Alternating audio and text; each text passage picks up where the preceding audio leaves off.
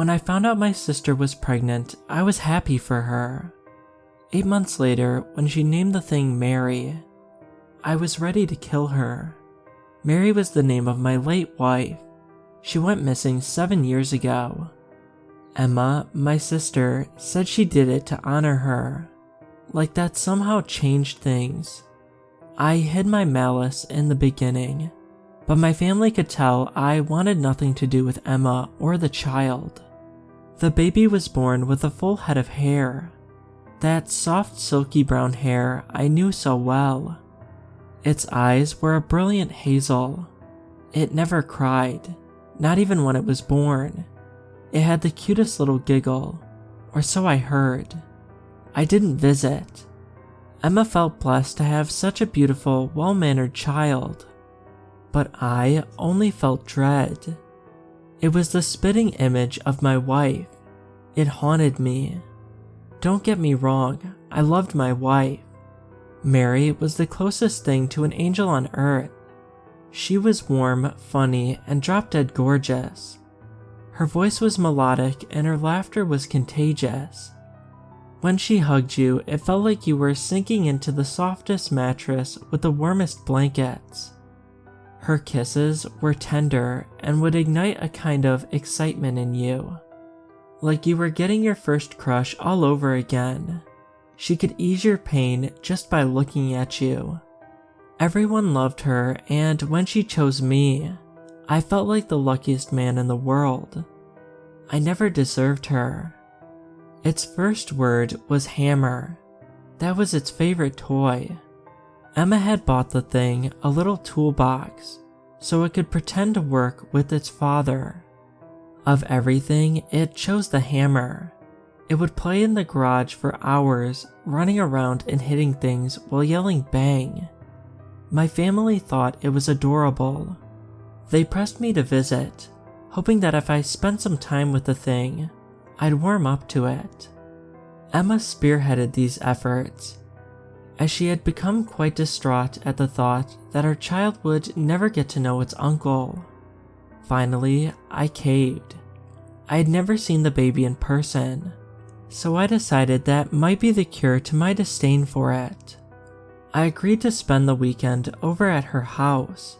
I'd stay in the guest room and take the toddler out to the park, drive it to daycare, get ice cream with it, etc. Emma's husband was away on a business trip, so it'd take some responsibility off of her shoulders. When I arrived, Emma opened the door and immediately greeted me with a hug. I tried to pull away, not being one for physical affection, but she had a firm grip on me. I didn't even notice it trailing behind her, clinging onto her legs, but it had noticed me. Mary was a free spirit. The thickest rope couldn't tie her down. I would become frustrated with her absences, her late nights, her blatant flirting with other men, but immediately forget why I was angry the second she'd cuddle up next to me or kiss me on the forehead. Mary had a way of making people forgive her. That was how the affair was able to go on for so long. The child began wailing at the sight of me, the sound piercing my ears. I yelled at Emma, begging her to shut the thing up. I don't know if she heard me. Her motherly instincts had already kicked in, and her attention was honed in on the child she was shushing in her arms. If she did, she didn't say anything. The child quieted down to a whimper. Emma desperately apologized to me, explaining that it had never cried like that before. It must have been upset by meeting someone new. It was tired, it was hungry, and so on. I could tell she was worried I would leave, so, against all better judgment, I stayed. After that initial fiasco, the child seemed to adjust to my presence quite well. Too well, it became clingy, following me around the rest of the day. It would wait outside when I went to the bathroom, watch me from across the room when I had conversations with Emma, and pop out from behind corners to try and startle me, giggling hideously every time.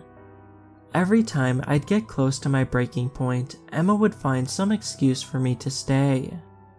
Eventually, it came time to take it to the park. I figured I could just drop it off, drive around in my car while it played with the other children, and pick it up when it was time to go home. I had no interest in supervising it. Everything went to plan at first. I dropped it off, went back to my car, and was about to drive away when I saw something odd. The child hadn't gone up to the other kids. It hadn't even gone to the playground. It knelt over, digging in the dirt under a tree. My heart skipped a beat. I threw my car in reverse and sped off. Damn.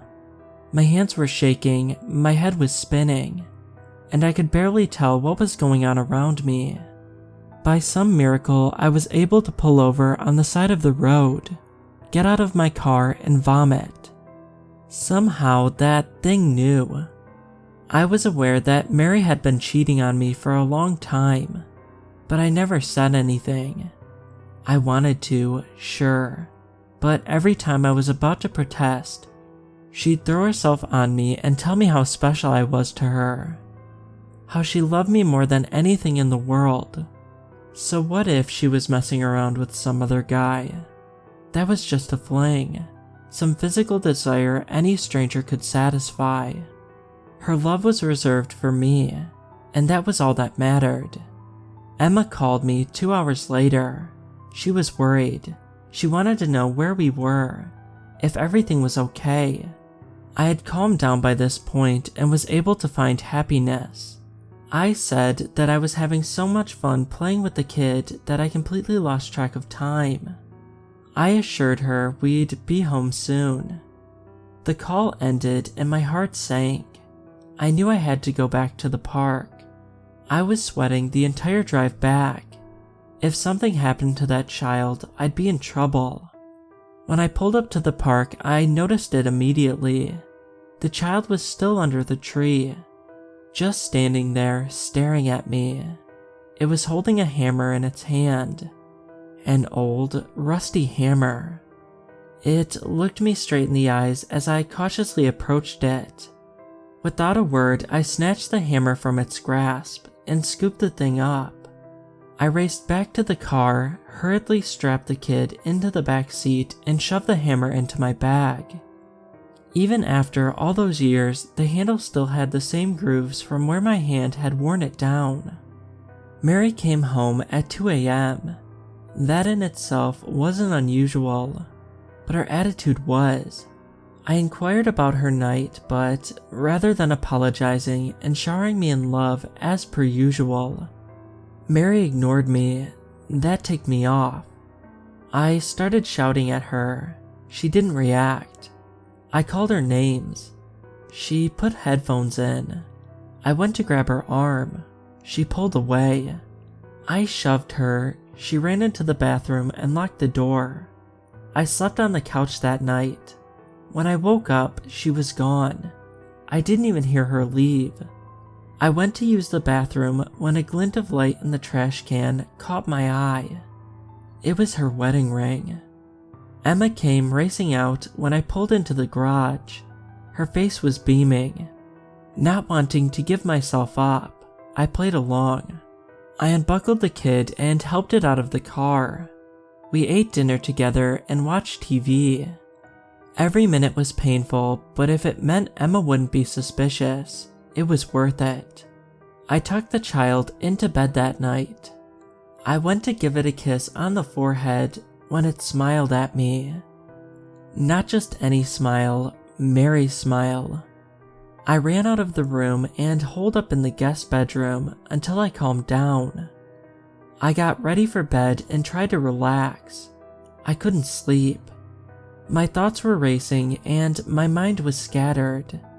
I got out of bed to use the restroom, and when I returned, Mary was waiting for me. The moonlight struck her face. She was just as beautiful as I remembered her. She looked so peaceful, so content, so alive, just as she had the night I came home from work. the day I had found her wedding ring in the trash can.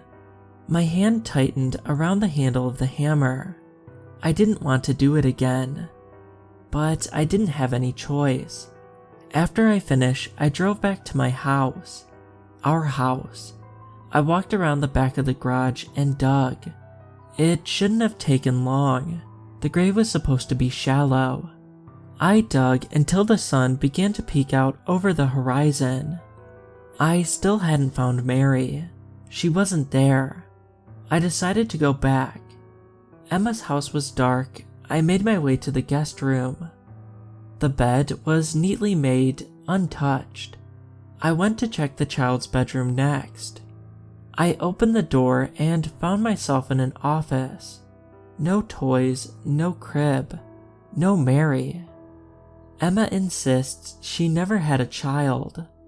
My family thinks I ought to check myself into a hospital, but I know that it won't matter. I've checked into hotels, stayed with friends, and it still follows me. I can hear her laughing at me, teasing me. She keeps asking me to come to bed, and tonight, I think I will.